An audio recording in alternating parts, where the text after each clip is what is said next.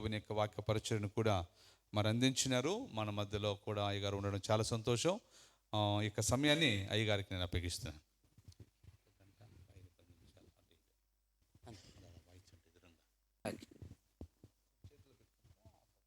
ఇదే సార్, మీ అందరికీ ప్రభు అయిన యేసుక్రీస్తు నామములో వందనాలు తెలియజేస్తున్నాను. నా పేరు గంధం దేవదానం. మా ఊరి పేరు ఇందాక ఆయనే వర్ణించాడు. నేను 97లో తెనాలిలో సేవ చేస్తున్నప్పుడు అక్కడ ఒక ఆయన వచ్చాడు. మీరు ఏ ఊరండి అన్నాడు. మా స్నేహితుని చేయి గిల్లె, నువ్వు ఊరుకున్నారంత ఆట ఆడదాము అని. ఆయన పాపం 6 అడుగులు ఉంటాడు. ఏ ఊరండి మీది అన్నాడు. యాడికి అన్నా. అది కాదండి, మీ ఊరండి అన్నాడు. వీడిని అవుతున్నాడు. కొన్ని చేయి పట్టుకున్నా ఉండరా అని చెప్పేసి మళ్ళా యాడికి అన్నా. అక్కడ కట్టుపల్లి యోహాన్ గారని గొప్ప సేవ చేసిన దైవజనుడు, ఆయన ప్రభు యొద్దకు వెళ్ళిపోయాడు. నీకేం పరాచికలుగా ఉందా, మీ గురుగారి దగ్గర పోదాంరా అని చేయబట్టుకున్నాడు ఆయన. అప్పుడు చెప్పాను, అయ్యా మా ఊరి పేరే యాడికి అని. కనుక ఈ సంవత్సరములో 9 నెలలు దేవుడు తన రెక్కల కింద ఉంచుకొని 10వ నెల బహుమానంగా ఇచ్చి మొదటి దినపు రాత్రి దేవుని ఆలయములో, దేవుని మందిరములో, మెస్సియా మందిరములో ఈ విధంగా కలుసుకొని దేవుని వాక్యములో సంతోషించుటకు మనకిచ్చిన ధన్యతను బట్టి మనమెంతగానో ప్రభును స్తుతించాలి. ఎందుకంటే నేటి దినాలలో ప్రజలు ఎలాగున్నారంటే, అపోస్తుల కార్యాలు 17వ అధ్యాయములో 21వ వచనములో ఎథెన్సు వారును అక్కడ నివసించు పరజనులను ఏదో ఒక కొత్త సంగతి వినుట యందు చెప్పుట యందు మాత్రమే తమ కాలమును గడుపువారు, టైంపాస్ పీపుల్. కానీ 84వ కీర్తనలో నీ ఆవరణములలో 1 దినము గడుపుట 1000 దినముల కంటే. కనుక ఈ హుబ్లీలో ప్రప్రథముగా ఈ మెస్సియా మందిరములో మరి ఈ విధంగా మీతో కలిసి దేవుని వాక్యములో సంతోషించుటకు నాకు ఇచ్చిన ధన్యతను బట్టి దైవజనులు ఓబులయ్య గారికి మీకును ప్రభు అయిన యేసుక్రీస్తు నామములో మరొకసారి మీకు వందనాలు తెలియజేస్తున్నాను. ఈ విలాప వాక్యాలు యోవేలు గ్రంథం 2వ అధ్యాయములో ఏం చదువుతున్నాము? ఉపవాస దినము చాటించుడి. ఉపవాస దినమునకు మీ కుటుంబాలలో పిల్లలు, పెద్దలు, వివాహమైన యవ్వన కుటుంబాలతో సహా దేవుని సన్నిధికి వచ్చి మీరు ప్రార్థించండి, మీరు కన్నీరు కార్చండి అని మనం చూస్తూ ఉన్నాం. బైబిల్లో ఉపవాస ప్రార్థనల ద్వారా గొప్ప కార్యాలు జరిగాయి. అందులో ఎస్తేరు గ్రంథం. బైబిల్లో 2 గ్రంథాలు ఉన్నాయి స్త్రీల మీద. ఒకటి రూతు గ్రంథం, 2 ఎస్తేరు గ్రంథం. రూతు ఎవరమ్మా? ఈ అమ్మాయి నువ్వు చెప్పు, ఎవరు రూతు? నాకు తెలియదు అంకుల్ అంటుంది. మా ఇంటి పక్కన రూతు అయితే తెలుసు, కానీ బైబిల్లో రూతు అయితే నాకు తెలియదు అంటున్నది. రూతు అన్యురాలు, యూదుడైన బోయాజును పెళ్లి చేసుకుంది. ఎస్తేరు యూదురాలు, అన్యరాజును పెళ్లి చేసుకుంది. ఎస్తేరు గ్రంథములో దేవుడు అని కానీ దేవాలయం అని కానీ ధర్మశాస్త్రం అనిగా మాటలు ఎస్తేరు గ్రంథములో మనకు దొరకవు. అలాగే ఆదికాండం 34వ అధ్యాయంలో కూడా దేవుడు అనే మాట కనపడదు. ఆ అధ్యాయం అంతా హత్యలతో నిండుకొని ఉన్నట్లుగా మనం చూస్తాం.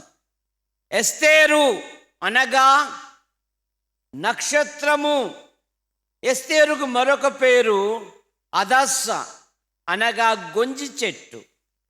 ఎస్తేరు యొక్క తల్లిదండ్రులు ఆమె పుట్టిన వెంటనే తన తల్లిదండ్రులను కోల్పోయింది. అనాథ.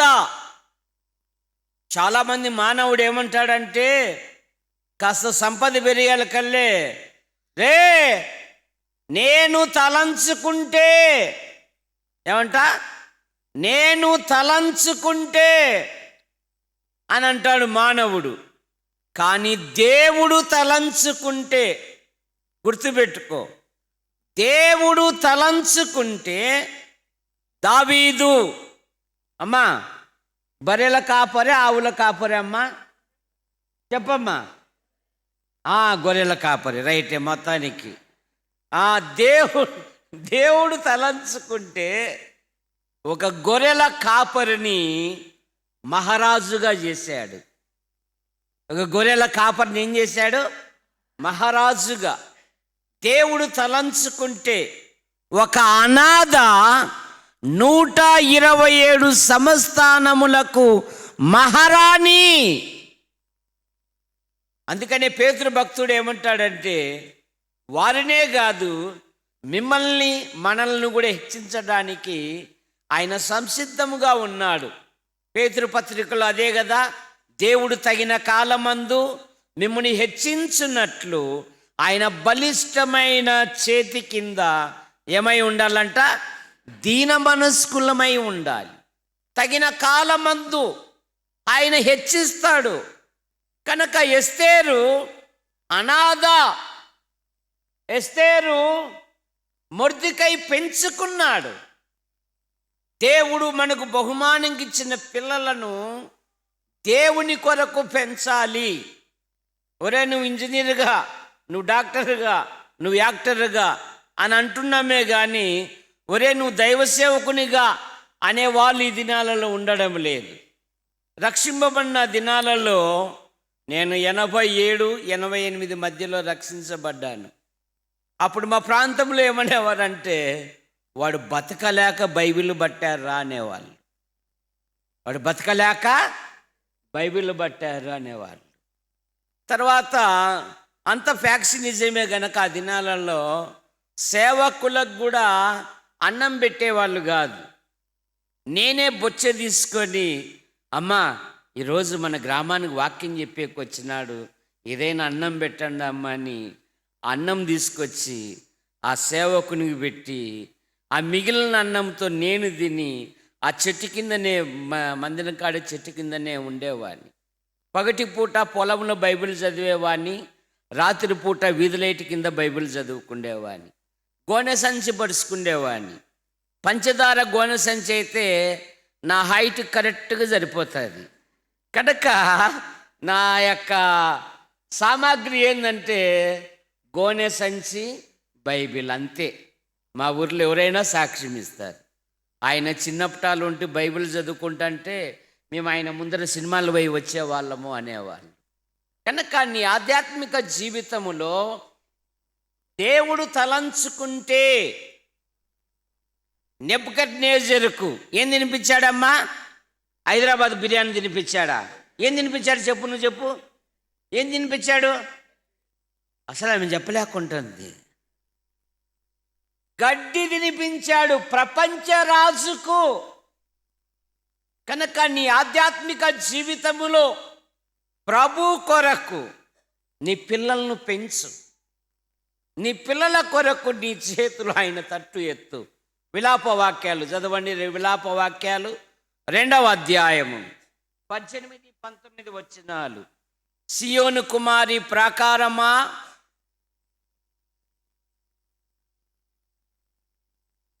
ఎక్కడుందబ్బా?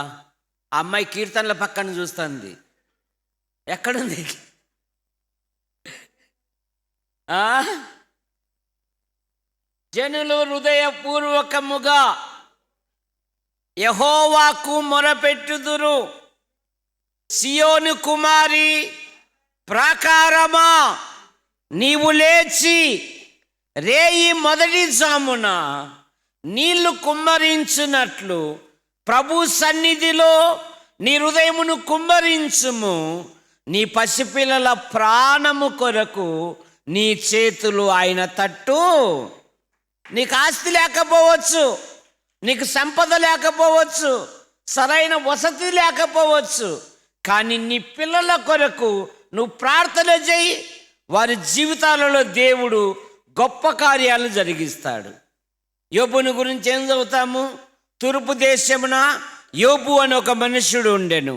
దేవుని యందు భయభక్తులు కలిగిన వాడు, చెడుతనం విసర్జించిన వాడు, నీతిమంతుడు, న్యాయవంతుడు, యథార్థవంతుడు, తూర్పు దిక్కు జనులలో అతడే గొప్పవాడై ఉన్నాడంట. కానీ యోబు సంపదలను బట్టి సంతోషించాడా? దేని యందు సంతోషించాడు?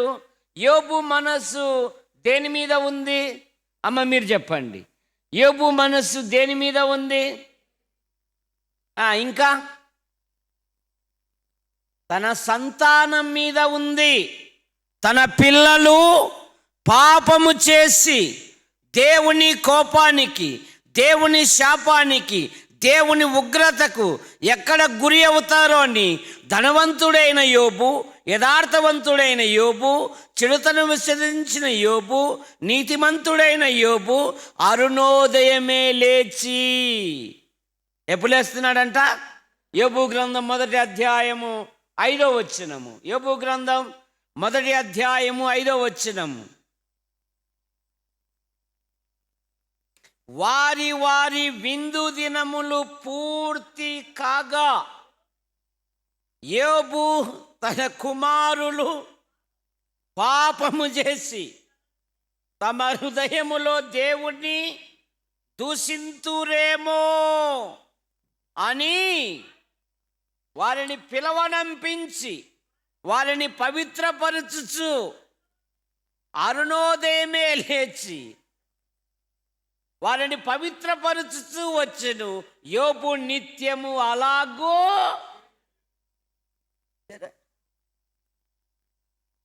తల్లిదండ్రులను గురించి బైబిల్ పండితులు ఏమన్నారంటే, నీ పిల్లలను 1 హీరోగా చేయగలవు, 2 నీరోగా చేయగలవు, 3 జీరోగా చేయగలవు. కానీ మోషే తల్లిదండ్రులు, మోషే కుటుంబం ఐగుప్తులో రాజభవనంలో ఉన్నారా? ఎక్కడున్నారమ్మా వాళ్ళు? రాజభవనంలో ఉన్నారా? ఎక్కడున్నారు? వారు బానిసలు. 1వ అధ్యాయంలో ఏం చదువుతాము? వారిని శ్రమ పెట్టిన కొలది వారి ప్రాణములను విసికింపజేస్తున్నారంట, దౌర్జన్యముతో పని చేయించుకుంటున్నారంట. అట్టి పరిస్థితులలో మోషే తల్లిదండ్రులు తమ పిల్లలను హీరోలుగా చేశారండి. లక్షలాది మంది నడిపించుటకు మోషే నాయకుడుగా ఉన్నాడు. అతి పరిశుద్ధ స్థలంలో ప్రవేశించుటకు అహరోను ప్రధాన యాజకుడుగా ఉన్నాడు. మిరియాము ప్రవక్తిగా ఉంది. కనుక ఈ ఆధ్యాత్మిక జీవితములో మన చూపంతా మన మీద కాదు, ఎదుటోళ్ళ మీద. అక్కాయ్ వెళ్తుంది అది, ఆడు కూడా వెళ్తున్నాడు అక్క. అవసరమా మనకు ఇవన్నీ? హుబ్లీలో ఉన్న చెత్త మనం ఎత్తేయలేం. హుబ్లీలో ఉన్న మరి కార్పొరేషన్ వారు ఎత్తేస్తారు, కానీ మన ఇంట్లో చెత్త మనము ఎత్తేయగలం. మన మనసంతా పోతుంది. ఇదేనా? పిల్లల కొరకు నువ్వు ప్రార్థన చేయి. నీ పిల్లలను ప్రభు దగ్గరికి నడిపించు. నీ పిల్లలకు యేసు ప్రభును ఒక ఫ్రెండ్గా పరిచయం చేయి. వారి జీవితాలలో దేవుడు గొప్ప కార్యాలు జరిగిస్తాడు. నీకు సంపద లేకపోవచ్చు, కానీ నీ పిల్లల కొరకు నువ్వు ప్రార్థన చేయి. ఎస్తేరు తన ఆధ్యాత్మిక జీవితములో అందమైన రూపము కలిగినది. ఎస్తేరు హేగేకి ఇంపైనది. హేగే నిర్ణయించే తప్ప మరేమీ కోరలేదంట. ఇంటర్వ్యూ జరిగింది. చాలామంది ఇంటర్వ్యూకి వెళ్ళాలంటే యవనస్తులు, పోరంబోకళ్ళు, ఏందక్క 4,000 జీతానికి 2 రూపాయలు అప్లికేషన్ పెడతాడక్క అంటాడు. అక్క టీ దాపవా అంటాడు, అక్క సబ్బివా అంటాడు. ఇంటర్వ్యూ ఏదైనా చిన్నదైనా పెద్దదైనా నువ్వు పాలు పొందు. ఇక్కడ ఇంటర్వ్యూ జరిగింది. 6వ అధ్యాయం 10వ వచనంలో ఏం చదువుతామంటే, ఆమె యందు అతనికి దయ పుట్టాను. ఎస్తేరు గ్రంథం 6:10లో. ఇప్పుడు ఎస్తేరు 127 సంస్థానములకు మహారాణి. మీరు ఇంటర్వ్యూకి వెళ్ళేటప్పుడు ఈ మాటలు చదువుకొని వెళ్ళండి. ద్వితీయోపదేశకాండం 20వ అధ్యాయము మొదటి 5 వచనాలు చదవాల్సిన పని లేదు. ఖాళీగా ఉన్నప్పుడు ఇంటికాడ చదువుకోండి. మీకు ఎంతో ధైర్యం కలుగుతుంది ఆ మాటలు చదివితే. లేదా చదవండి మొదటి నుండి, ద్వితీయోపదేశకాండం 20వ అధ్యాయం మొదటి వచనం నుండి. మీరు మీ శత్రువులతో యుద్ధమునకు సమీపించినప్పుడు, ద్వితీయోపదేశకాండం 20వ అధ్యాయము మొదటి 4 వచనాలు. యుద్ధమునకు పోయి అక్కడున్న రథములను గుర్రములను మీకంటే విస్తార సైన్య సమూహమును చూసి వారికి భయపడవద్దు. మిమ్ము రప్పించిన మీ దేవుడైనా యాజకుడు వచ్చి మీరు యుద్ధమునకు సమీపించినప్పుడు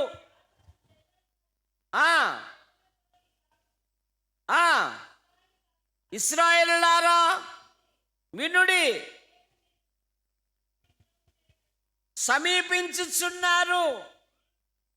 మీ హృదయములను శంకనీయకుడి, భయపడకుడి, వణకకుడి, వారి ముఖములను చూసి బెదరకుడి. మీతో వచ్చి మీ పక్షమున యుద్ధము చేయువాడు మీ దేవుడైన యెహోవా. విశ్వాసంతో పాలు పొందు ఇంటర్వ్యూకి. ఎట్లక్క 5,000 అని అంటాడు. ఈలోపు 40 సంవత్సరాలు వచ్చేసి ఉంటాయి. ఆ ఉన్న బుచ్చు కూడా సగం అరగుండా అయిపోయి ఉంటాయి.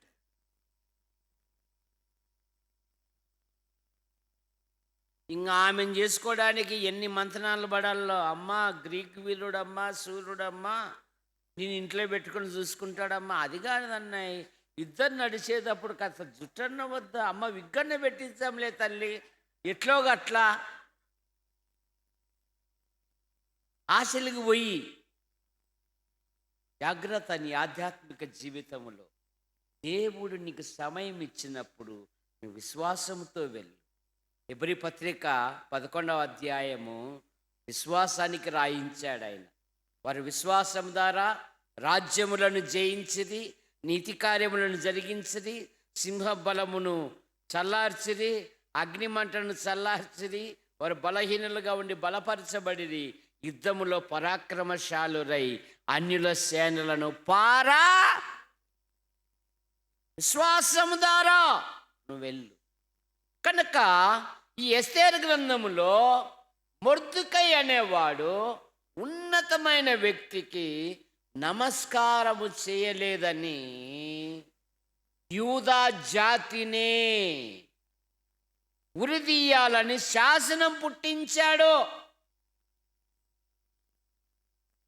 ఎక్కడెక్కడ మరణ శాసనం వచ్చిందో వారందరూ ఇలాగే గోనె పట్ట కట్టుకొని దుఃఖముకులై ఉన్నారంట. ఎస్తేరు గ్రంథం 4వ అధ్యాయం ఇప్పుడు చదవండి. ఎస్తేరు గ్రంథం 4వ అధ్యాయము మొదటి 3 వచనాలు.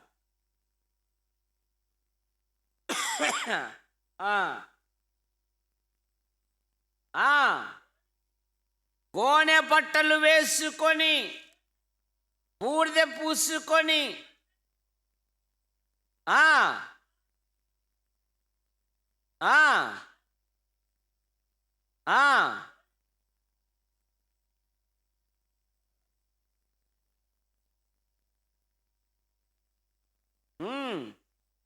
మూడవ వచనం, రాజు యొక్క ఆజ్ఞయు శాసనమును ఏ సంస్థానమునకు వచ్చెనో అక్కడున్న యూదులు ఉపవాసముతోను మహారోదనముతోను ఏడుపుతోను రోదనముతోను మునిగిన వారైరి. అనేకులు గోనెను బూడిదను వేసుకొని పడి ఉండిరి. సమస్యలు పరిష్కరించబడాలి అంటే బైబిల్ చెప్తుంది కదా, మీలో ఎవరికైనా శ్రమ కలిగినా అతడు ఏం చేయాలి? అత్తారింటికి పంపించాలి. ఓ తేపో, ఆ పొద్దు చెప్పినావు కదా, ఎంత కావాలంటే అది తెచ్చానని. ఇప్పుడు తేపో కాదు, ప్రార్థన చేయాలి. ఏం చేయాలి? లోక సామెత ఒకటి ఉంది, సంసారము గుట్టు వ్యాధి రట్టు. నీ కుటుంబ అక్కర్లేవో నీ ప్రభునకు తెలియజేయి, అద్భుతంగా ప్రతి అక్కర తీరుస్తాడు ఆయన. ఫిలిప్పీ పత్రిక 4:6 అదే మాటే కదా, దేనిని గూర్చియు చింతపడకుడి గాని ప్రతి విషయమునందు ప్రార్థనా విజ్ఞాపనముల చేత కృతజ్ఞతాపూర్వకముగా మీ విన్నపములు దేవునికి తెలియజేయి. నువ్వు ప్రార్థన చేయి. టిఎల్ మూడి అనే దైవజనుడు ఉపవాస ప్రార్థన ద్వారా వేలాది మంది అనాథలను పోషించాడు. ఒకసారి ఒక హాస్టల్ యొక్క విద్యార్థులకు ఆహార కొరత ఏర్పడింది. మార్నింగ్ వచ్చాడు వంటవాడు, సార్ షోరూమ్ తీసి సరుకులు ఇస్తే నేను వంట చేస్తానండి అన్నాడు. టిఎల్ మూడి దైవజనుడు అన్నాడు, అరే భోజనం టయానికి నన్ను విసిగించుకోకుండా బిల్లు కొట్టు అంటాను. ఏంద్రా వంట వండాలే, వంట అందులో ఇడ్లీ వాళ్ళు ఉబ్లీ వాళ్ళు ప్రతి ముక్కకు కదా, ప్రతి ముక్క లేనిదే దిగదు కదా అన్నాము. ఎట్లరా? ఆడు మళ్ళీ మధ్యలో వచ్చాడు, సార్ ఇప్పుడైనా మించిపోలే, 1 గంట సమయం ఉంది, ఇప్పుడైనా సరుకులు ఇవ్వండి, నేను భోజనం చేస్తానంటే, రే ప్రార్థన సమయానికి గంట కొట్టు, భోజనం టయానికి గంట కొట్టు, నన్ను కదిలి బాకు, నేను ప్రేయర్లో ఉన్నాను. టిఎల్ మూరి గారి యొక్క సేవను ఆ ఊరిలో ఉన్న ప్రముఖులు విన్నారు. ఒక వ్యాపారవేత్త నేను ఆ సేవలో ఒకసారి నేను పాలిభాగస్తుని కావాలనుకుంటున్నాడు, కానీ ఆయన వ్యాపార పనుల వలన కలవలేకపోతున్నాడు. ఒకరోజు విఐపి మీటింగ్ ఏర్పాటు చేశారు. ఆ దినమే అది అనుకోకుండా క్యాన్సిల్ అయిపోయింది. ఆ కుకింగ్ ఏమో ఆర్డర్ ఇచ్చినదంతా లారీలలో వచ్చేసినాయి. ఇప్పుడు ఇంత ఆహారం పాడైపోతుంది ఎలాగా అనుకుంటున్నాడు వ్యాపారవేత్త. అప్పటికి ఆయన ఆలోచన వచ్చిందంట, టిఎల్ మూడి గారి అనాథాశ్రమానికి మనం సాయం చేయాలనుకున్నాం కదా అని వాడు ఖచ్చితంగా భోజనం టయానికే గేట్ కాడు ఉన్నాడంట. అయ్యా తలుపు తీయండి, ఎవరయ్యా? అయ్యా మూడి గారిని పిలవండి. అయ్యగారు నేను మీ సేవను గురించి విన్నాను, ఎన్నోసార్లు వచ్చి సాయం చేయాలనుకున్నా, నా పని ఒత్తిడి వలన రాలేకపోయాను. ఈరోజు విఐపి మీటింగ్ ఉండేది, అది క్యాన్సిల్ అయింది, దయచేసి మీరు ఏమనుకోవకండి, వీటిని స్వీకరించండి అంటున్నాడంట. టిఎల్ మూడి గారేమో వెంటనే ప్రభును స్తుతించాడు. ఆయన నీ ప్రతి అవసరము తీరుస్తాడు. ఎందుకంటే మన దేవుడు అడుగు వాటికంటే ఊహించు వాటికంటే అత్యధికముగా ధారాళముగా ఇచ్చు దేవుడు. సొలొమోను ఏమడిగాడు? సొలొమోను ఏమడిగాడు? ఏమిచ్చాడు? సొలొమోనా, నువ్వు జ్ఞానాన్ని అడిగావు. నా మనసులో ఏముందో తెలుసా?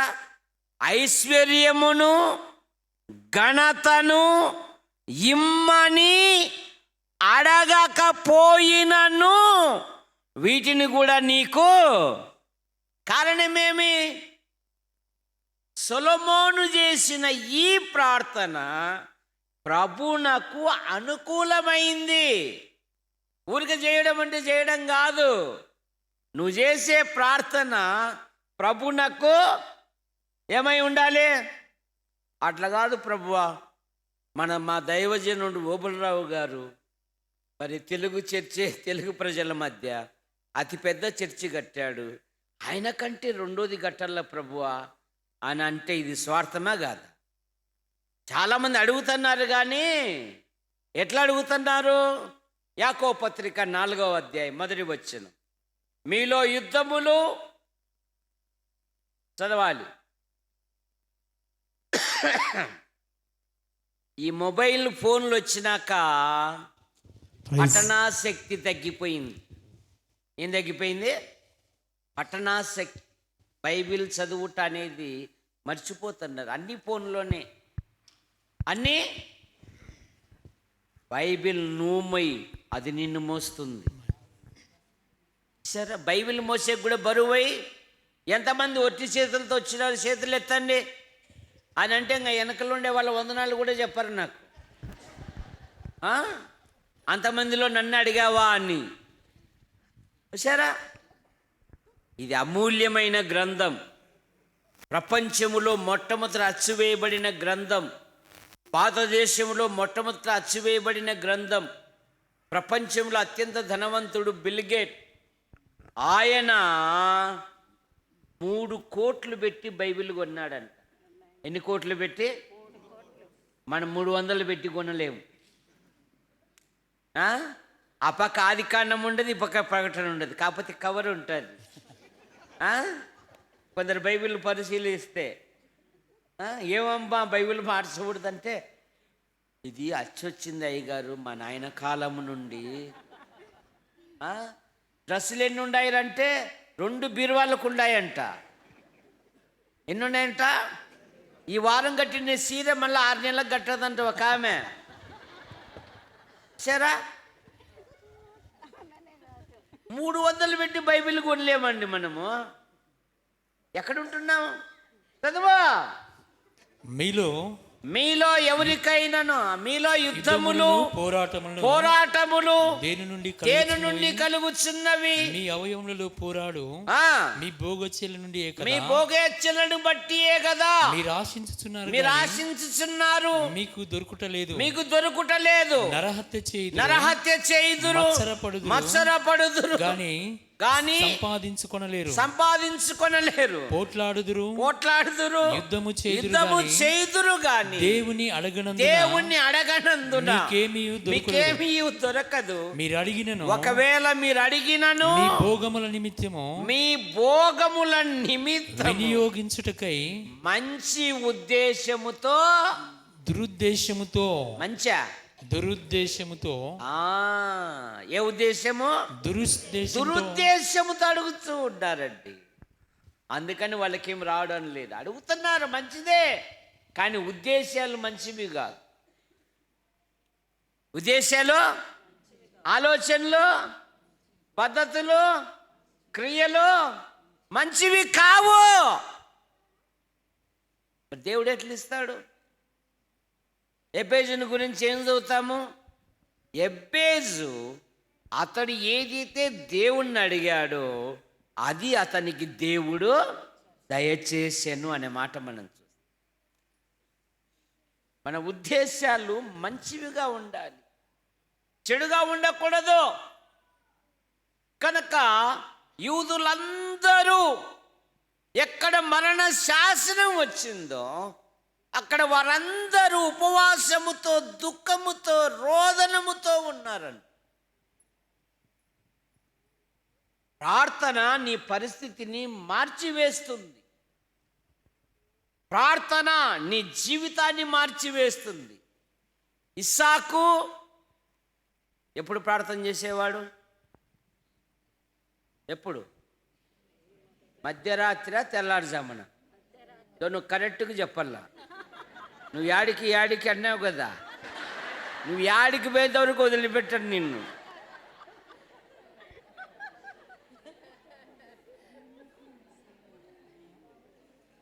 ఇస్సాకు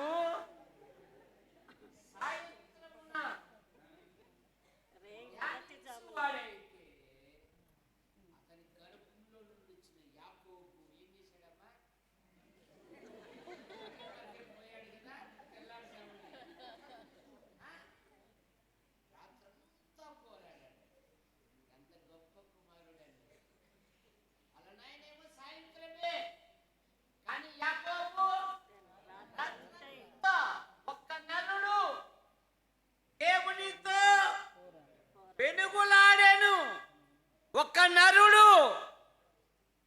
ఫ్రాన్సిస్ అనే నా జీవితంలో ఒక భార్యను దయచేవా ప్రభువా అని అడుగుతున్నాడు. దేవుడు అద్భుతంగా ఇస్తాడులే, సదా భయపడాకు నీ ఆధ్యాత్మిక జీవితంలో. కనుక ఒక్క నరుడు తెల్లవారు వరకు నీవు నన్ను ఆశీర్వదించితేనే కానీ నేను నిన్ను, ఈడ ఒక్క మాటే కానీ ఇంకా కొన్ని మాటలు ఓషయ గ్రంథం 12:3 ఉన్నాయి చూడండి. ఓషయ గ్రంథం ఎక్కడ అబ్బాయి ఇవన్నీ? ఏందో మాకు మత్తయి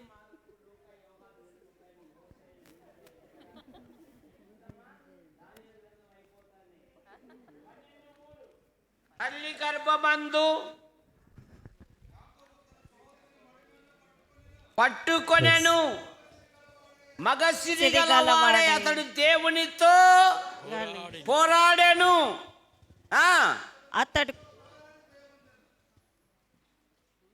అతడు దూతతో పోరాడి జయమందెను. అతడు కన్నీరు విడిచి అతనిని మన ప్రార్థనలు అట్లా కాదు. దేవా అది దయచేయి, ఇది దయచేయి, ఏమి దయచేయకపోతే నువ్వు కూడా మా ఇంట్లో నుండి బయటికి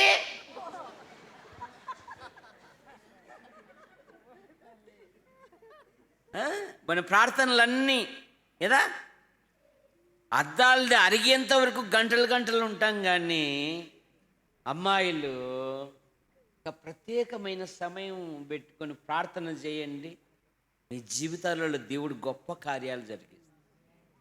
మిమ్మల్ని మందులుగా సోమరులుగా ఉండకూడదనే ఉద్దేశంతోనే ఈ కూడికను ఏర్పాటు చేసిండేది. మీరు ఆధ్యాత్మికంగా పరిపక్వం చెందాలని ఆశయముతో ఏర్పాటు చేసినది ఈ కూడిక. మీలో ఒక మార్పు రావాలి. మీరు ఎక్కడున్నా దేవునికి మహిమకరంగా జీవించాలి. మీరు ఏ విశ్వాసులండి? మేము మెస్సీయ మందిరం విశ్వాసులమండి. సరే, అంతేగాని ఏదో టైంపాస్కి పెట్టలేదు ఈ కూడికలు. నువ్వు గుర్తించడం లే. ఆవరణంలో ఒక్క దినము గడుపుట 1000 దినముల కంటే. ఆదికాండం 32:24 ఏముంది? ఒక్క నరుడు తెల్లవారు వరకు అతనితో పెనుగులాడాను. కానీ ఇక్కడేముంది? పోరాడుతున్నాడు, బతిమాలుతున్నాడు, కన్నీరు కారుస్తున్నాడు. అతడు జయము పొందెను. నీ భర్త కొరకు, నీ భార్య కొరకు, నీ పిల్లల కొరకు ప్రార్థన చేయి. ఈ మొబైల్ ఫోన్ వచ్చాక వావి వరసలు తప్పిపోతున్నారు యువకులు, గుర్తుపెట్టుకో.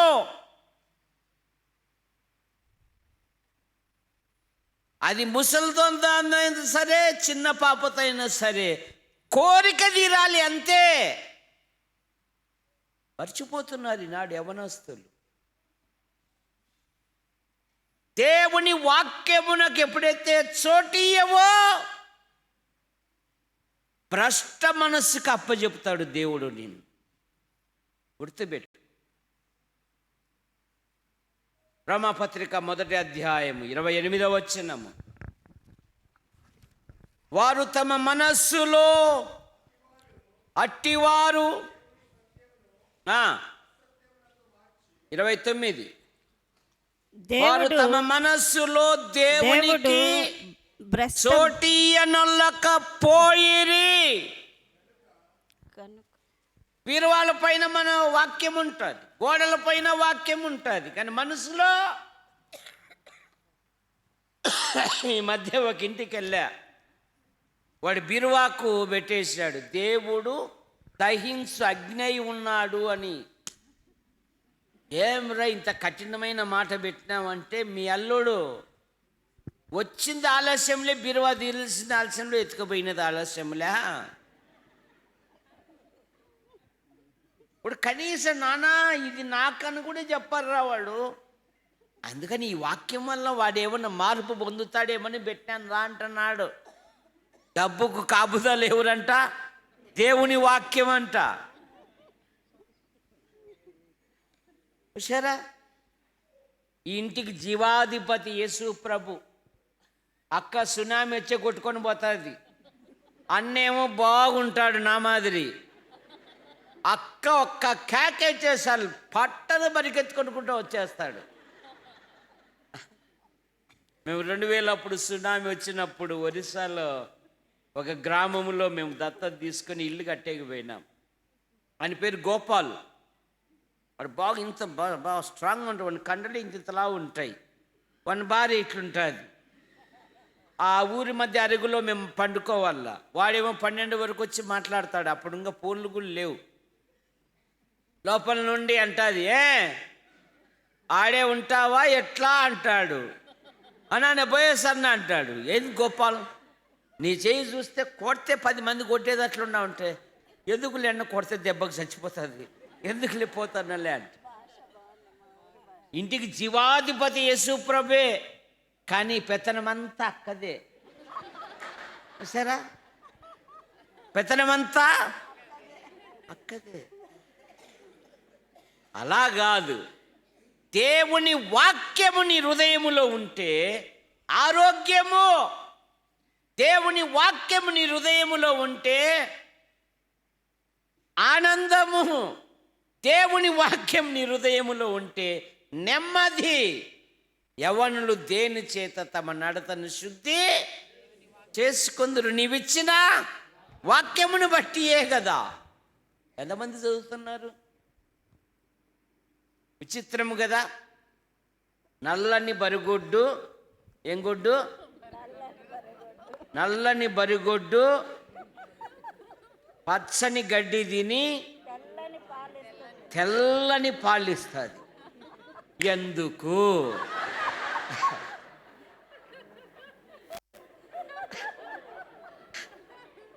ఎందుకు? నువ్వు యాడికి పోయేంత వరకు నేను వదిలిపెట్టను.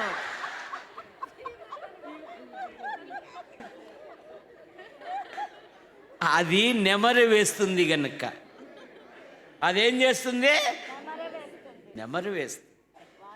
అది పంది అయితే అది నెమరే వేయదు. సరే, మనం ఇంటికి పోయాక ఏం వాక్యం చెప్పాడంటే, 10 నవ్విచ్చాడమ్మా. ఉండేది 4 అడుగులు లేడు కానీ ఏం నవ్విచ్చాడే.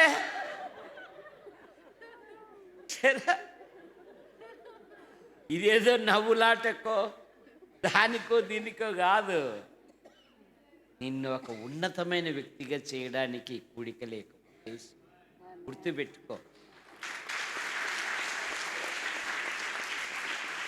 పేతురు పత్రికలో ఉంది, మిమ్మల్ని మందులుగాక సోమరులుగాక మిమ్మల్ని ఉన్నతమైన వ్యక్తిగా చేయడానికేనంట. 2వ పేతురు పత్రిక 1వ అధ్యాయం.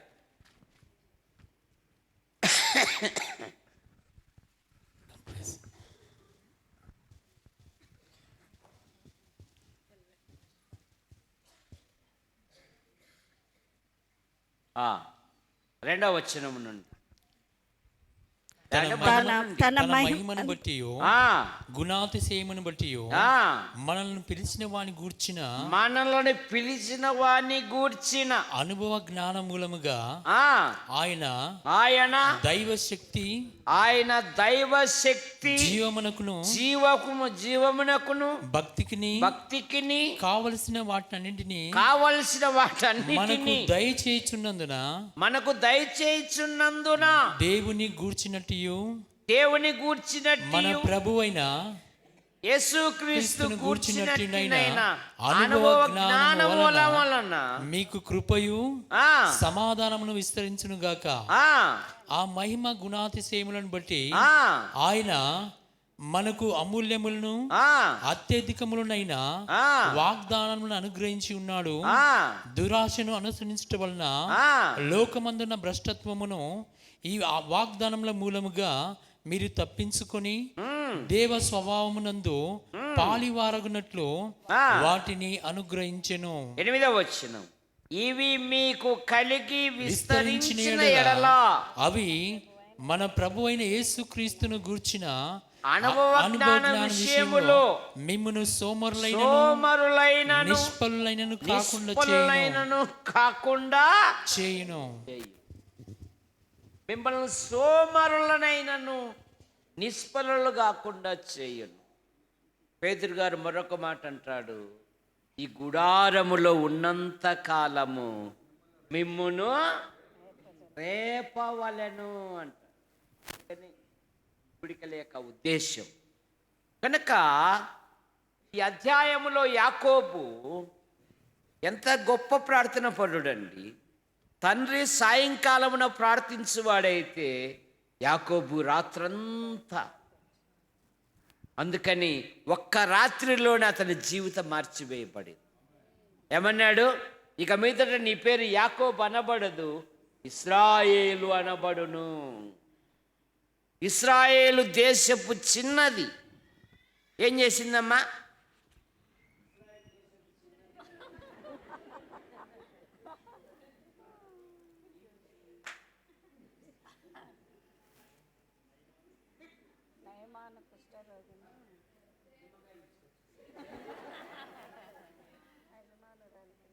ఇశ్రాయేలు దేశపు చిన్నది మహాసైన్యాధిపతి అయిన నయమానును ప్రభు దగ్గరికి నడిపించింది. ఆమె పేరు లేదు కానీ ఆమె ఊరి పేరు రాయబడింది. ఇశ్రాయేలు అనగా పోరాడున్నది. మనం పోరాడాలి ప్రతిరోజు. విశ్వాసి ప్రతిరోజు ముగ్గురిని జయించాలి అంట. ఎవరెవరిని? ఆదెప్ప, తిమ్మప్ప, మంగళప్ప కదా. ఎవరిని జయించాలి? శరీరము, లోకము, అంధకార సంబంధమైన దురాత్మల సమూహమును జయించాలి అంటే నువ్వు ప్రార్థనా పరునిగా ఉండాలి. నీ కుటుంబాన్ని ప్రార్థన అనే కంచె వేసుకోవాలి. ఈ భ్రష్ట లోకములో నీ కుటుంబం కొరకు ప్రార్థన చేయాలి. ఎక్కడెక్కడైతే దుఃఖముతో మునిగారో దేవుని జవాబు చూడండి. 6వ అధ్యాయం మొదటి వచ్చిన ఎస్తేరు గ్రంథం అయిపోయింది.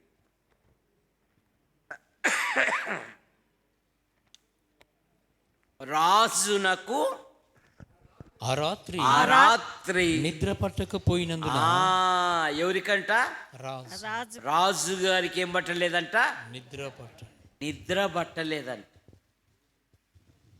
రే అష్టాన కవులారా, మీ అరికథలు బుర్రకథలు ఈరోజు వద్దు.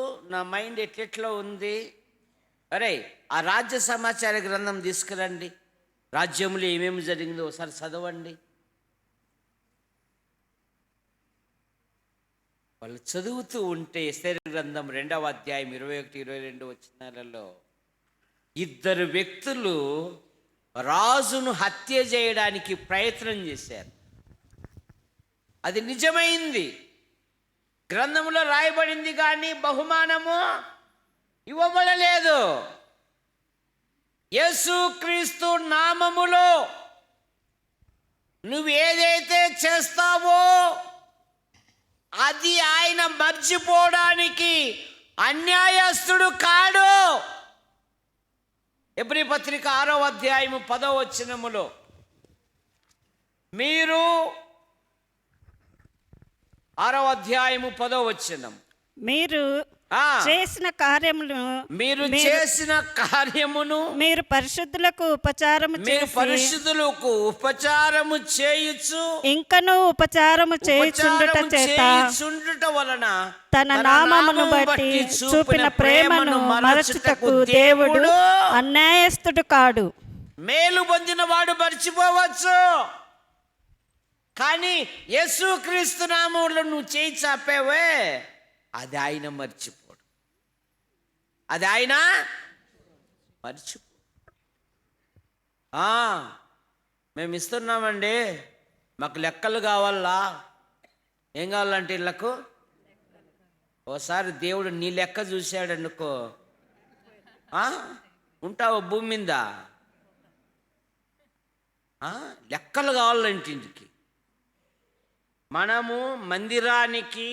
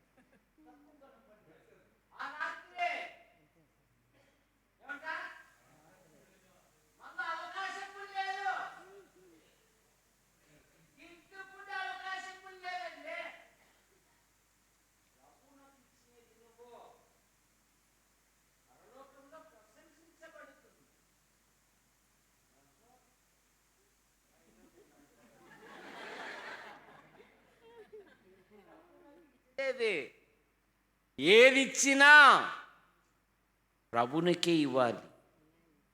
ఇచ్చేటప్పుడు నీ హృదయములో చెడ్డ తలంపు కూడా పుట్టకూడదు. అప్పుడే దీవెన, అప్పుడే ఆశీర్వాదం. మాసిదోనియా ప్రజలు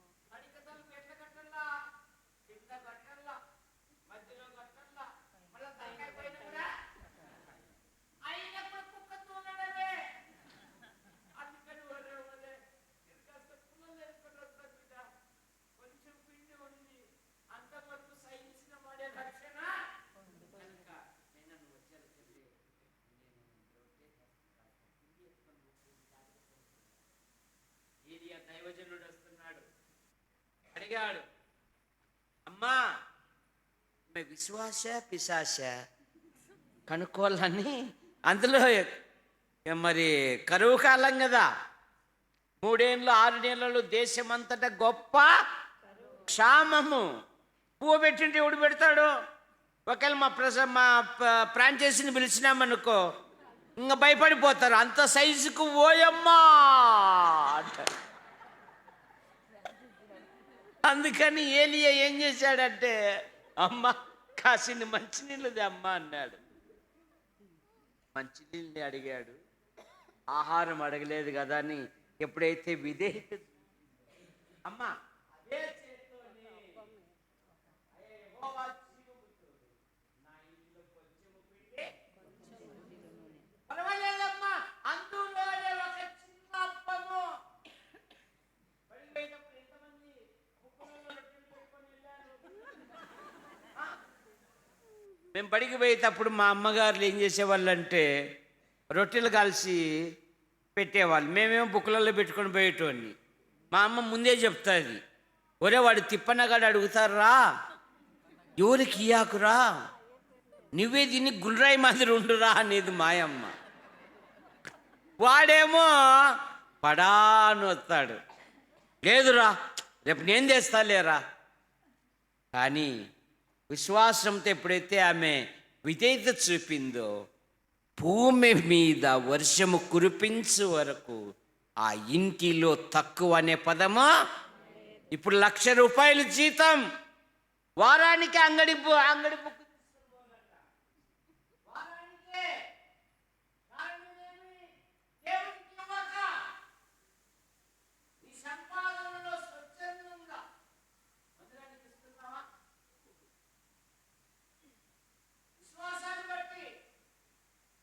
ప్రభుకి ఇవ్వడం నేర్చుకో. ఓయ్ అబ్బాయి ఇట్లు ఇచ్చి ఓబులరావు సార్ దొరుకుతాడు మనకు, అందుకే 1000 రూపాయలు రాయక్క పేరు. ఒక ఆమె ఇట్లాగే మద్రాసులో ప్రభుకి ఇవ్వకుండా 10,000 పెట్టి పట్టు చీర తెచ్చుకుంది. పచ్చని పట్టు చీర, ఆకుపచ్చ పట్టు చీర. ఫంక్షన్ పోయి వచ్చింది, బయట ఆరేసింది. అయిపోయింది లేంగ. ఇక వీధుల పట్ల ఆవులు తిరుగుతుంటాయి కదా, దానిలోకి ఎవరంటే గడ్డేస్తారా? అది పాపం ఆకలితో తిరుగుతుంటే ఇది బాగా పచ్చని కనపడి, ఓయమ్మ భలే దొరికిందిలే ఆహారం అని వచ్చి పారా పారా పార కొరికి పడేసిందంట. అక్కాయ్ ఏవమ్మా, దేవునికి ఇవ్వకుండా పట్టు చీర తెచ్చుకున్నానక్క, అది ఆవు తినేసిపోయిందక్క. నీ సంపాదన కూడా అంతే. ప్రభుకి ఇవ్వకపోతే నీ సమీపంలో ఉన్న ఆర్ఎంపి డాక్టర్ దగ్గరికి పోతుంటాయి డబ్బులన్నీ. ఎంబీబీఎస్ డాక్టర్ కూడా కాదు, ఆర్ఎంపి డాక్టర్. దేవునికి ఇవ్వడం నేర్చు. ఇదిగో వారైతే ఎప్పుడైతే దుఃఖముఖముతో ఉన్నారో రాజుకు నిద్ర పట్టలేదంట. రాజ్య సమాచార గ్రంథం తెరిచారు, రాజ శాసనం మార్చబడింది, యూదులకు క్షేమమును ఆనందము కలగజేశాడంట. ఎస్తేరు గ్రంథం 8వ అధ్యాయము 16వ వచనం చదవండి. ఇంకా 4 మాటలు అయిపోయినాయి. మా ఫ్రాన్సిస్ అక్కడి నుండి సైకిల్ చేస్తున్నాడు, మీ టైం అయిపోయిందయ్యా, మరియు భీకరంగా చూస్తున్నారు అంటున్నాడు. మరియు యూదులకు క్షేమమును ఆనందమును సంతుష్టియు ఘనతయు కలిగెను. రాజు చేసిన తీర్మానమును అతని చట్టమును వచ్చిన ప్రతి సంస్థానమందును ప్రతి పట్టణమందు యూదులకు ఆనందమును సంతోషమును కలిగెను. అది శుభదినమని విందు చేసుకునిరి. 9వ అధ్యాయం 21వ వచనము, 9:21 కూడా. యూదులు తమ పగవారి చేత బాధపడక నెమ్మది పొందిన దినములన్నీయు వారి వారి దుఃఖము దుఃఖము పోయి సంతోషము సంతోషము వచ్చిన నెలనియు వారు మూలుగుట మానిన శుభదినమని. ప్రతి సంవత్సరము బాబా, వారు ఎప్పుడైతే దుఃఖముతో ఉపవాసంతో ఉన్నారో చట్టమే మార్చేశాడు. తాను తవ్విన గుంటలో వాడేబడతాడు అన్నట్టుగా మరి హామానును ఉరి తీసేంత వరకు రాజుగారి కోపం సల్లారు. ఉపవాస ప్రార్థన నీ జీవితాన్ని, నీ కుటుంబాన్ని, నీ భవిష్యత్తును మార్చి కనుక సమస్యలు ఉన్నప్పుడు కుటుంబమంతా ప్రార్థనతో ఉన్నాడు.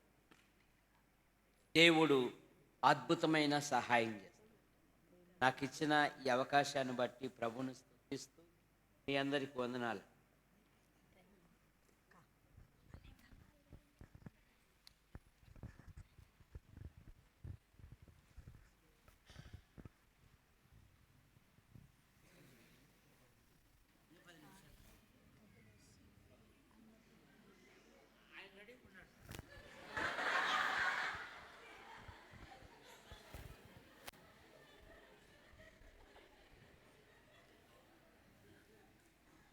నిన్ను యాడికి పోయేంత వరకు వదిలిపెట్టాను. 2వ దినవృత్తాంతములు 20వ అధ్యాయం. ఎందుకంటే మనం దేవుని వాక్యములోనే మనకు ఆనందం, మరి ఎక్కడ దొరకదు ఈ ఆనందం అండి. ఈ అధ్యాయంలో 3 రాజులు యెహోషాపాతు మీదకి యుద్ధానికి వస్తారు. ఇందాక మనము అనుకున్నాం కదా, 3 జయించాలి అని. లోకాన్ని, శరీరాన్ని, అంధకార సంబంధమైన దురాత్మల సమూహమును జయించాలి అంటే ప్రార్థన ముఖ్యం. ప్రార్థన మన ఆయుధం. ప్రార్థన మన ఆయుధం. ఈ రాజుగారు విన్నప్పుడు ఆందోళన పడలేదు, కానీ తన మనస్సు దేవుని మీద నిలుపుకొని 20వ అధ్యాయము 3వ వచనం, 2వ దినవృత్తాంతములు 23. అందుకు యెహోషాపాతు భయపడి యెహోవా యొద్ద విచారించుటకు మనస్సు నిలుపుకొని యూదా అంతటా ఉపవాస దినమును ఆచరింపవలనని చాటింపగా. చాలు. ఏమంట? 3 రాజులు యుద్ధానికి వచ్చినప్పుడు రాజు కంగారు పడలేదు, కానీ తన మనస్సు దేవుని మీద నిలుపుకున్నాడు. యెషయా గ్రంథం 26లో అదే కదా, ఎవని మనస్సు నీ మీద ఆనుకొనును వారిని పూర్ణ శాంతి గలవానిగా నీవు కాపాడుదువు. అపోస్తల కార్యాలు 14వ అధ్యాయములో సంఘం విస్తరిస్తున్నప్పుడు అవిధేయులైన యూదులు అన్య జనులను మనసులను పగ పుట్టించి దేవుని వాక్యాన్ని అడ్డుగా చెప్పడానికి వారు నిలబెట్టినప్పుడు వారు ప్రభును ఆనుకొని ధైర్యముగా దేవుని వాక్యమును ప్రకటించింది అనే మాట మనం చూస్తాం. ఈ రాజుగారు యెహోషాపాతు అనగా యెహోవాయే నా న్యాయాధిపతి అని అర్థము. మృతులకును సజీవులకును తీర్పు తీర్చు అయిన న్యాయాధిపతి మన ప్రభువు అయిన యేసుక్రీస్తు. ఈ రాజుగారు ఏం చేశారంటే తన మనస్సు దేవుని మీద నిలుపుకున్నాడు. 2 ఉపవాసం చాటించాడు. 3 ప్రార్థన చేస్తున్నాడు. 12వ వచనము, మా దేవా నీవు వారికి తీర్పు తీర్చావా, ఈ గొప్ప సైన్యముతో యుద్ధం చేయుటకు మాకు శక్తి చాలదు, ఏమీ చేయుటకును మాకు తోచడం లేదు, నీవే మాకు దిక్కు అని ప్రార్థన చేసి. బలవంతుడు బలహీనుని కొట్టే తప్పుడు ఏమాట అంటాడు? బలవంతుడు బలహీనుని కొట్టేటప్పుడు ఏ మాట ఉపయోగిస్తాడు? నీకు దిక్కెవడో చెప్పుకోపరా చూసుకుందాం అంటాడు. కానీ రాజు అంటున్నాడు, నా దిక్కు నువ్వే స్వామి అంటున్నాడు. ఏమంటున్నాడు? నా దిక్కు నీవే. ఆసాపు కూడా అదే కదా, నీవు నాకుండగా లోకంలోనిది ఏది నాకు అక్కరలేదు. విశ్వాసి ప్రతి విషయములో ప్రభు మీద ఆధారపడాలి. ఎప్పుడైతే ప్రార్థించాడో దేవుడు ఒక సేవకుని పంపించి 15వ వచనములో ఏమంటున్నాడంటే, ఈ యుద్ధము చదవండి. యూదావారులారా, యెరూషలేము కాపురస్తులారా, యెహోషాపాతు రాజా, యెహోవా సెలవిచ్చినదేమనగా, ఈ గొప్ప సైన్యమునకు మీరు భయపడకుడి.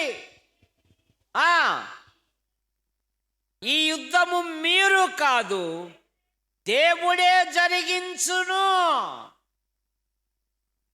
ప్రార్థనకు జవాబు దేవుని జవాబు. ఈ సైన్యమునకు మీరు భయపడవద్దు. ఈ యుద్ధము మీరు కాదు, దేవుడే జరిగించును. దావీదు గొల్యాతు మీదకి యుద్ధానికి వెళ్తున్నప్పుడు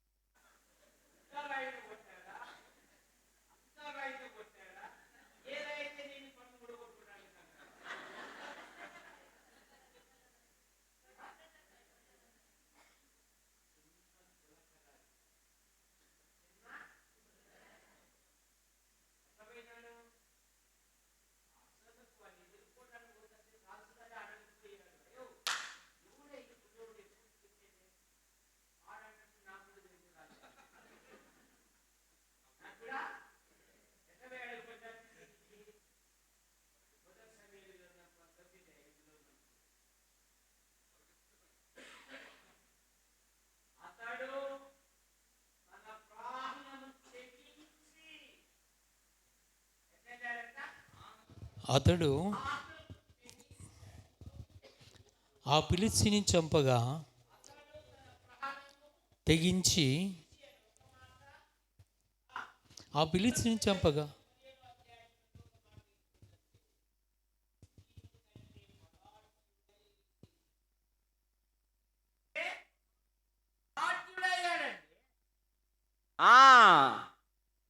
ఎట్లా వెళ్ళాడు?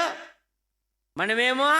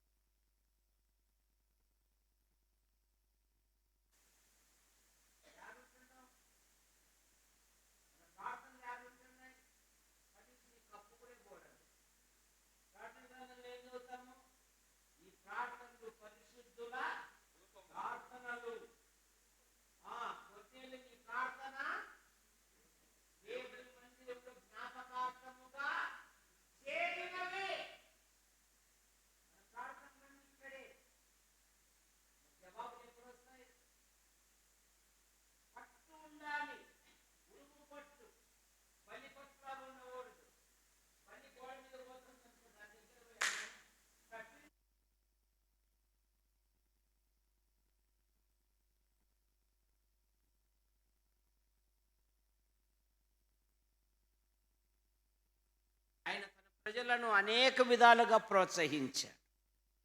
ఈ రాజుగారు యుద్ధానికి కంటే దేవుని మీద ఆధారపడి, ఇప్పుడు యుద్ధానికంటే ముందు దేవుని స్తుతిస్తున్నాడు. 20 అధ్యాయం 22వ వచనం, 2వ దినవృత్తాంతములు. వారు పాడుటకును స్తుతించుటకును మొదలు పెట్టగా. నీ ఆధ్యాత్మిక జీవితములో ప్రభును స్తుతించుట ఆరంభించు. దేవుడు చేసిన ఉపకారములను బట్టి నీ కొరకు ఎన్నో గొప్ప కార్యాలు జరిగించాడు. నీవు నేను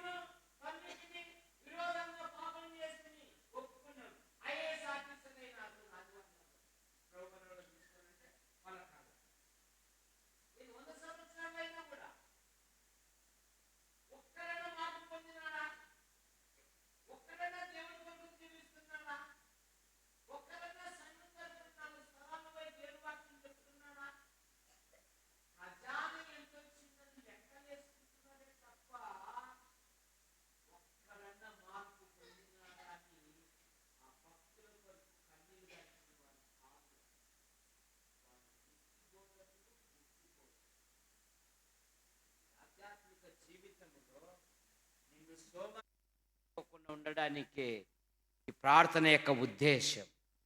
ఎప్పుడైతే రాజు దేవుణ్ణి స్తుతించాడో ఏం చేశాడంట? శత్రువుల మీద మాటుగాన్లు ఉంచెను, వారు హతులైపోయిరి. ఇప్పుడు 26వ వచనములో దేవునికి కృతజ్ఞతాస్తుతులు చెల్లిస్తున్నాడండి. 2 దినవృత్తాంతములు 20:26. బెరాకా లోయలో కూడిరి, యెహోవాకు కృతజ్ఞతాస్తుతులు చెల్లించినందున బెరాకా లోయ అని పేరు పెట్టారు. 27వ వచనములో వారి దేవుడు వారి శత్రువుల మీద విజయం ఇచ్చి వారిని సంతోషపరిచెను. ఎస్తేరు గ్రంథములో ఉపవాస ప్రార్థన ద్వారా ఒక జాతి రక్షించబడింది. ఈ దినవృత్తాంతాలు 20వ అధ్యాయములో ఒక దేశమే రక్షణ పొందింది ఉపవాస ప్రార్థన. మరి నీ కుటుంబము ఈ చెడిపోయిన సమాజములో, ఈ భ్రష్ట సమాజములో నీకు ఆస్తిపాస్తులు లేకపోయినా యేసుక్రీస్తుకు పరిచయం చేయి, ప్రార్థించే పిల్లలుగా తయారు చేయి. వారి జీవితాలలో దేవుడు గొప్ప కార్యాలు జరిగిస్తాడు. కనుక ప్రార్థన మన ఆయుధం, ప్రార్థన మన శక్తి, ప్రార్థన మన ఆరోగ్యం, ప్రార్థన మన ఆధారం, ప్రార్థన సంతోషం, ప్రార్థన ఆశీర్వాదం, ప్రార్థన ఆత్మలు రక్షణ పొందేటట్లు చేస్తుంది. ఈ ప్రార్థనను నిర్లక్ష్యం చేయి. ఉద్యమములో నీ పిల్లల కొరకు చేతులు కన్నీరు కార్చు. వారి జీవితాలలో దేవుడు గొప్ప కార్యాలు.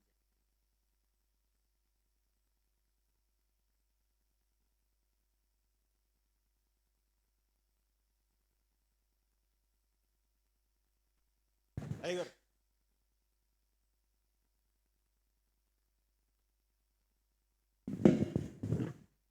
హల్లెలూయా.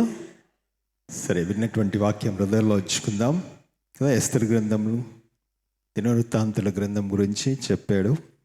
ప్రార్థన, ఉపవాస ప్రార్థన ద్వారా ఏం సంగతులు జరిగించినా హృదయంలో ఉంచుకుందాం. ప్రార్థన కూడా మనం చేద్దాం. ఈ సమయంలో ఈ వాక్యం నిమిత్తమై మన మధ్యలో ఉన్నటువంటి పి యేషోబ్ గారు ముందుకు వచ్చి ప్రార్థన చేస్తారు.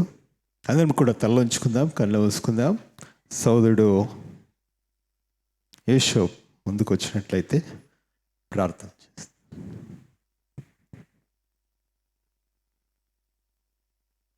అందరం తలలోంచి కళ్ళు మూసుకుందాం. స్తోత్రం నాయన, పరిశుద్ధుడా, ప్రేమ కలిగిన తండ్రి, నీ పరిశుద్ధమైన నామాన్ని బట్టి నీకు స్తుతులు, స్తోత్రాలు, వందనాలు నాయన. ఇక 9వ మాసంలోనైనా ఇక 10వ మాసంలోనైనా మమ్మల్ని అందరి ఇక ఉపవాస ప్రార్థనలో మీరు నడిపించిన విధానం బట్టి నీకు స్తోత్రాలు, వందనాలు నాయన. నీకు దైవ సేవకులను నిలబెట్టుకొని ప్రభా ఇంతవరకు నాయన నువ్వు పలికించిన ప్రతి మాటలను బట్టి నీకు స్తోత్రాలు చెల్లించుకుంటున్నాం నాయన. మా యొక్క హృదయాల్లో ఏ అవసరం యొక్క మాటలు ఉంటున్నాయట, ఆ మాటలను ప్రభా మా హృదయాల్లో భద్రపరుచుకొని వాక్యానుసారం జీవించటకు నీ కృపా సాయాన్ని దయచేయండి అయ్యా. ఇక ముందు జరగబో కార్యక్రమం అంతట్లో కూడా మీరే తోడు నడిపించమని ప్రార్థిస్తున్నామయ్యా. నీకు సేవకులను కూడా నీ పరిశుద్ధాత్మతో నడిపించి, ఇంకా నాయన నీ నామ మహిమార్థమై నడిపించి నీ కృపలో బలపరచమంటూ తిరగా ముందు జరగబో కార్యక్రమం నీ హస్తాలకు అప్పగించుకుంటూ సకల ఘనత మహిమ ప్రభావం నీకే చెల్లిస్తూ యేసుక్రీస్తు పేట అడిగి వేడుకొని పొంది ఉంటున్నాము తండ్రి, ఆమేన్. Thank you brother. సరే, నిద్రపోతున్నవారు ఒకసారి హల్లెలూయా. హల్లెలూయా. నిద్రపోవట్లేదు కదా. ఎవరు నిద్రపోరు కూడా మెసేజ్ కూడా అద్భుతంగా చెప్పాడు. అందరిలో వచ్చి ఇవన్నీ నిద్ర వచ్చేవారు కూడా లేచి నిలబడుకుంటే తట్టిగా అయ్యగారు వాక్య సందేశాన్ని అందించారు. సరే పిల్లలు, ఈ సమయంలో ఒక 5 minutes బ్రేక్ ఉంటుంది. ఆ తర్వాత తిరిగా మనం ప్రార్థన అంశంలోకి వెళ్దాం. ఎందుకంటే చాలాసేపు మీరు కూర్చొని ఉన్నారు. మళ్ళీ అలాగే పేతురు, యోహాను, యాకోబు నిద్రపోయినట్టు మీరు నిద్రపోకూడదని ఒక 2 నిమిషాలు బ్రేక్ ఉంటుంది. ఆ బ్రేక్ తర్వాత మనము ప్రార్థన అంశంలోకి వెళ్దాం. మీరు రిలీఫ్ తీసుకోవాల్సిందిగా ప్రభుపేట మనం చేస్తాం. మీకు టీ మరి బిస్కెట్స్ ఏర్పాటు చేయడం జరిగింది. మీరు వస్తే మరి ఇక్కడనే వాళ్ళు ఇస్తామని చెప్పినారు. దయచేసి ఒకవేళ మీరు వాష్రూమ్ కానీ త్వరగా వెళ్ళి వస్తే మిగతా సెషన్ను మనము ప్రారంభించుకుందాం. ఓకే బాబు, శామ్, మరి టీ అది ఏముంది ఏర్పాటు చేసే విషయంలో వాళ్ళని పంపించండి. టీ బిస్కెట్స్ వాళ్ళు